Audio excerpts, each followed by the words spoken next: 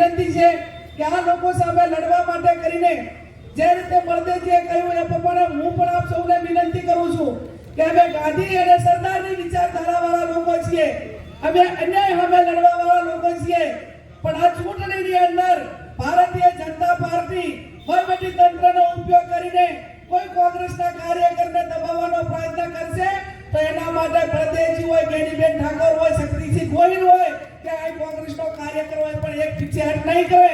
એ લોકો જે રીતે ચૂંટણી લડવા માંગતા હોય એ રીતે ચૂંટણી લડવાની અમારી પણ તૈયારી છે અને એ રીતે અમારી તૈયારી છે। ત્યારે આપ સૌ 19મી તારીખે કોંગ્રેસના ઉમેદવારને વોટ આપીને વિજય બનાવજો। અત્યારે ધોમ લગતા તાપમાં વિશેષ ના કહેતા, જ્યાં સુધી ચૂંટણી પતે ત્યાં સુધી જે પણ કોંગ્રેસ પાર્ટી અમને જવાબદારી સોંપશે એ 19 તારીખ સુધી બૂથો ઉપર રહેવું પડે તો રહીને પણ આ ચૂંટણીનું મતદાન પત્યા પછી આ બધા આગેવાનો પોતપોતાના ઘરે જવાના છે અને પૂરી જવાબદારી નિભાવવાના છે। ત્યારે આપ સૌ ગણના મતદારો 19મી તારીખે કોંગ્રેસના પંજાને વોટ આપી વિજય બનાવજો। એ શબ્દ સાથે આપ સૌનો ખૂબ ખૂબ આભાર।